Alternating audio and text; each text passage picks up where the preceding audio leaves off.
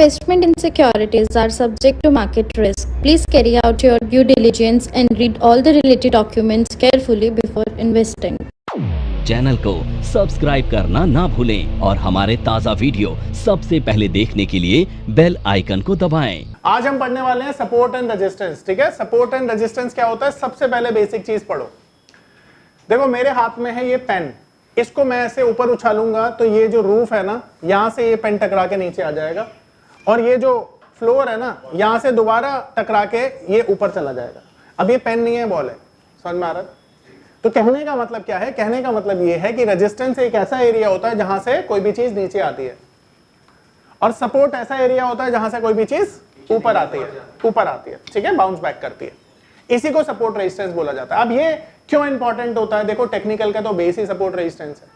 अब कोई भी चीज आपको रेजिस्टेंस पे बेचनी है, ठीक है, ताकि आपका प्रॉफिट सही टाइम पे बुक हो जाए, और सपोर्ट पे खरीदनी है ताकि आप बॉटम पकड़ पाओ। तो सभी लोग तो सपोर्ट और रेजिस्टेंस के ऊपर ही काम कर रहे हैं, पर टेक्निकली ना सपोर्ट और रेजिस्टेंस को समझना एक बहुत बड़ी आर्ट है।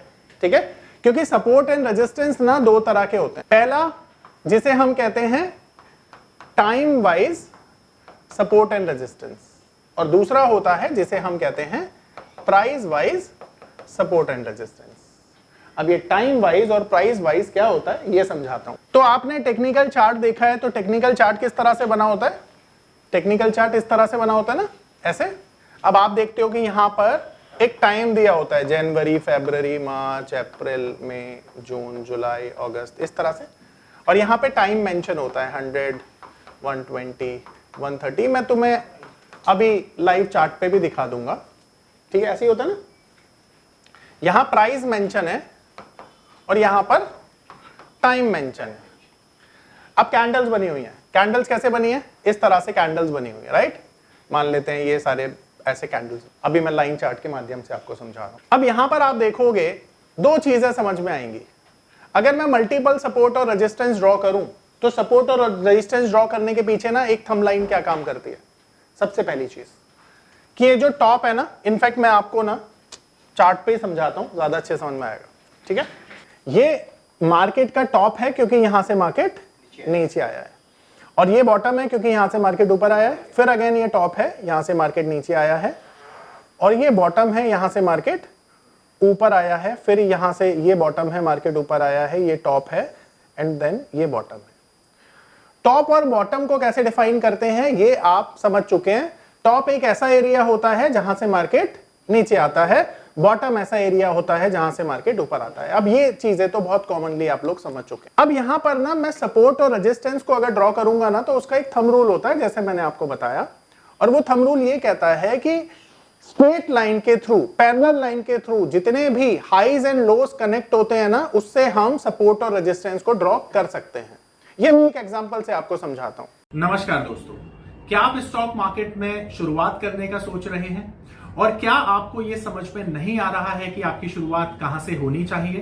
तो मैं आपको एक ऐसा कोर्स सजेस्ट करने जा रहा हूं जो आपकी लाइफ चेंज कर सकता है, और मैं बात कर रहा हूं NIFM का advance level of smart investor course की, जो आपकी लाइफ चेंज कर सकता है। जी हां, आपने सही सुना। NIFM आपके लिए लेके आया है एक ऐसा शानदार कोर्स जो आपको बताएगा कि किस तरह से आप स्टॉक मार्केट में सक्सेसफुली पैसा कमा सकते हैं। और ये कोर्स है advance level of smart investor. Advance level of smart investor course आपको हर छोटी से छोटी और बड़ी से बड़ी मार्केट की बारीकियों के बारे में जानकारी देता है, और ये सभी जानकारियां आपको इस मार्केट में पैसा कमाने में बहुत ज्यादा मददगार साबित होती हैं। तो इस कोर्स को करने के बाद आप मार्केट में सक्सेसफुल ट्रेडर और सक्सेसफुल इन्वेस्टर बन सकते हैं। इसके लिए मिनिमम आपको एक टॉप और एक बॉटम की जरूरत पड़ती है, यानी दो टच पॉइंट होने चाहिए सपोर्ट और रेजिस्टेंस को ड्रॉ करने के लिए। दो से ज्यादा कितने भी हो सकते हैं। अब यहां पर आप देखोगे कि अगर यहां पर ये टॉप है और यहां पर ये टॉप है, तो ये एक पैरेलल लाइन से मैंने ड्रॉ कर दिया, तो ये मेरे लिए क्या बन गया? रेजिस्टेंस बन गया। तो अब यहां पर देखो, मार्केट ने पहले रेजिस्टेंस से जब नीचे की तरफ सेलिंग आई, तो ठीक उसी रेजिस्टेंस पे जाके मार्केट में दूसरी बार भी सेलिंग आई। अब इस लाइन को ना आपने आगे तक खींच देना है ताकि आप फर्दर मार्केट को प्रिडिक्ट कर पाओ कि यहां से मार्केट दोबारा नीचे जा सकती है या। अब देखो दो चीजें होती हैं, अभी तक मेरे लिए ये पॉइंट था रेजिस्टेंस, करेक्ट है, पर तीसरे अटेम्प्ट में मार्केट में तो ऊपर चला गया ये, तो ये मेरे लिए क्या बन गया, रेजिस्टेंस का ब्रेकआउट बन गया रेजिस्टेंस का। ठीक है, तो जहां पे रेजिस्टेंस के ऊपर मार्केट निकल जाता है, जैसे यहां पर समझिए ये मार्केट के लिए था रेजिस्टेंस, पर तीसरे अटेम्प्ट में मार्केट चला गया ऊपर। तो जब रेजिस्टेंस के ऊपर मार्केट निकल जाता है तो उसे हम क्या कहते हैं, ब्रेकआउट। शाबाश, रेजिस्टेंस ब्रेकआउट। और रेजिस्टेंस ब्रेकआउट पे आप क्या करते हैं, बाय। ठीक है, आ रहा है समझ में। तो यहां पर क्या हुआ, रेजिस्टेंस ब्रेकआउट हुआ और इसके बाद मार्केट कहां गया आप देख सकते हो। पर एक और चीज समझो, अब जो मेरे लिए रेजिस्टेंस ब्रेकआउट था, जब प्राइस इसके ऊपर है तो शाबाश, तो इसके बाद जब मार्केट नीचे आया देखो, तो यहां पर इसने ब्रेक नहीं किया, इसे सपोर्ट लिया और सपोर्ट लेकर दोबारा बाउंस बैक कर गया। तो मार्केट में जब सेम लेवल से मार्केट नीचे आएगा तो जो रेजिस्टेंस का काम कर रहा था पहले वाला, वो अब सपोर्ट का काम करेगा। तो रेजिस्टेंस और सपोर्ट इस तरह से ड्रॉ किए जाते हैं टेक्निकल चार्ट में। एक और चीज मैंने आपको बोला था ना कि टाइम वाइज और प्राइस वाइज दो तरह के सपोर्ट रेजिस्टेंस होते हैं। अब देखो यहां पर अगर मैं ये ड्रॉ करूं, ये वाला हाई, ये वाला हाई एंड ये वाला हाई, तो आप देख पाओगे यहां पर ये इस तरह से ड्रॉ हो रहा है। ठीक है, और यहां पे आप देखोगे बाय डिफॉल्ट ये यहां तक जाएगी लाइन। ये देखो, ये देखो, थोड़ा सा कर्सर से करूंगा तो ये लो है, ये हाई है, ये हाई है, ये हाई है, ये हाई है एंड ये हाई है। तो हमें कितने टच पॉइंट मिल गए आप देख रहे हो बाय डिफॉल्ट। अब एक और चीज समझना, ये वाला जो सपोर्ट रेजिस्टेंस है इसने फरवरी से लेकर और अप्रॉक्स मई तक का टाइम कवर किया, राइट। बट इसने मई से लेकर नवंबर दिसंबर तक का टाइम कवर किया है। तो बताओ ज्यादा बड़ा टाइम किसने कवर किया, सेकंड वाले ने। तो ये मेजर सपोर्ट रेजिस्टेंस काउंट होगा, ये माइनर सपोर्ट रेजिस्टेंस काउंट होगा। ये पावर ऑफ नंबर थ्योरी इतनी बेहतरीन थ्योरी है कि इसे करने के बाद आप एक अलग अनुभव करेंगे और आपको लगेगा कि शायद इसी चीज की आपको तलाश थी। बहुत सालों की ट्रेडिंग के बाद, इन्वेस्टिंग के बाद आपको शायद ऐसे प्रोडक्ट की जरूरत थी जो मार्केट में आपको वो कॉन्फिडेंस दे पाए, जिस कॉन्फिडेंस के साथ आप रोज पैसा कमा पाए और जितना आप चाहें उतना पैसा कमा पाए। तो हमारी ये जो पावर ऑफ नंबर थ्योरी है, ये आपको आपकी सभी इच्छाओं को पूरा करने के लिए है। और आप देखेंगे कि इस थ्योरी को करने के बाद जो आपका कॉन्फिडेंस है, आपकी जो एक्यूरेसी है, आपकी जो क्षमताएं हैं मार्केट से पैसा कमाने की, वो बहुत ज्यादा बढ़ जाएंगी। और आप देखेंगे कि जो आपने आज से पहले अनुभव नहीं किया था अपनी ट्रेडिंग के दौरान या इन्वेस्टमेंट के दौरान, आप इतना बेहतर अनुभव करेंगे इस कोर्स को करने के बाद। जितना ज्यादा एरिया कवर करता है रेजिस्टेंस और सपोर्ट, वो ज्यादा मेजर सपोर्ट रेजिस्टेंस का काम करता है, और जो कम टाइम कवर करता है वो कम सपोर्ट और रेजिस्टेंस का काम करता है, यानी माइनर सपोर्ट रेजिस्टेंस होता है। अब मेरा सवाल, ये वाला ज्यादा स्ट्रॉन्ग रेजिस्टेंस और सपोर्ट का काम करेगा कि ये नीचे वाला? अभी मैंने जवाब दिया और आपका जवाब बिल्कुल सही है, ऊपर वाला। और इसका एक्सप्लेनेशन ये है, इसका लॉजिक ये है कि इसने ज्यादा समय कवर किया है। ठीक है, जैसे हम इसे एक नॉर्मल लाइफ से जोड़ के देखना चाहें तो आप ऐसे बोल सकते हो कि जब आप ज्यादा सालों तक मेहनत करते हो और आपका स्ट्रगल बड़ा होता है तो सक्सेस भी बड़ी होती है आपकी। तो ठीक उसी थीम पर यह भी चीज काम करती है कि जितना ज्यादा एरिया कवर करेगा, टाइम कवर करेगा, उतना ही बड़ा इसका इंपैक्ट भी होगा। अब इंपैक्ट मैं आपको दिखाता हूं, तो इसी को बोला जाता है time wise support and resistance. बोलिए क्लियर है? अब मैं एक एग्जांपल से आपको दिखाता हूं और क्लियर होगा। अब यहां पर आप एक चीज नोटिस करिएगा, एक चीज आप नोटिस करिए, यहां पर इन्फोसिस का अगर मैं एक सपोर्ट अगर ड्रॉ करूं तो ये वाला पॉइंट सपोर्ट, मेजर सपोर्ट बन के आ रहा है, और रीजन आप सब जानते हैं। अब देखिए सपोर्ट ड्रॉ करने के लिए ना आप यहां पे ट्रेंड लाइन पे जाएंगे investing.com पर, इसको सेलेक्ट कर लेंगे, इसकी थिकनेस यहां से कलर और थिकनेस आप सेलेक्ट कर लीजिएगा जो भी आपको ठीक लगता है। ठीक है, और फिर अपने कर्सर को यहां रखिएगा और फिर उसके बाद मैक्सिमम जितने भी हाईज लोज कनेक्ट हो रहे हैं स्ट्रेट लाइन से, पैरेलल लाइन से, आप उसे बस कनेक्ट करते चले जाएंगे और मैं इसे यहां पर कनेक्ट करके आपको दिखा रहा हूं। ठीक है, किसी का कोई डाउट तो नहीं है यहाँ पे कि मैंने यहां तक क्यों कनेक्ट किया? देखिए हाईज एंड लोज मिल रहे हैं ना मुझे, इसलिए। अब ये वाला जो पॉइंट है ना, यहां पे आप देख रहे हो कि इन्फोसिस में एक डाउनफॉल आया, देख रहे हो? तो जब सपोर्ट को, अब ये कितने टाइम का सपोर्ट है? देखो नीचे 2024 और ये हो गया 2025, यानी ऑलमोस्ट 6 महीने का समय, नॉट 6 महीने, पूरा साल का समय हो गया लगभग। अब ये 1 साल का सपोर्ट अगर ब्रेक होगा तो आपको क्या लगता है कि इसका इंपैक्ट छोटा होगा या बड़ा होगा? ऑफ कोर्स बड़ा होगा। तो यहां से इन्फोसिस में कितनी बड़ी गिरावट आई है आप देख सकते हो। यही इंपैक्ट होते हैं जब मेजर रेजिस्टेंस ब्रेक होते हैं और सपोर्ट ब्रेक होते हैं। अब ये मेजर सपोर्ट है 1 साल का, इतनी आसानी से ब्रेक भी नहीं होगा, और जो ब्रेक हुआ तो इसका इंपैक्ट भी बड़ा होगा। अब इसको मैं आगे तक लेकर जा रहा हूं, आगे तक इसलिए लेके जा रहा हूं ताकि आप समझ पाएं कि इसमें हुआ क्या। ठीक है, अब देखिए यहां पर ना इसने अपना एक मेजर रेजिस्टेंस बड़े टाइम के बाद ब्रेक किया, पर करने के बाद क्या हुआ? सस्टेन नहीं किया। देखो इंट्राडे में ही कैंडल नीचे आ गई है। दिस इज कॉल्ड बड़े रेजिस्टेंस को टच करके ब्रेकआउट ना देना। ब्रेकआउट के लिए तो आपको क्लोजिंग का वेट करना पड़ेगा। अब इसके ऊपर क्लोजिंग होती तो मार्केट ऊपर जाता। अब सेम वे इसने ये रेजिस्टेंस दिखाया और रिजल्ट आपके सामने है कि इन्फोसिस यहां से 25% नीचे आ गया, आपके सामने देख लो। तो मेजर रेजिस्टेंस बन गया ना ये। अब मेजर रेजिस्टेंस क्यों बन गया? क्योंकि यहां पर तो पूरे 2 साल का टाइम आ रहा है, तो जितना ज्यादा टाइम कवर करेगा उतना बड़ा उसका इंपैक्ट होगा। तो यहां पर इसका इंपैक्ट ज्यादा होगा।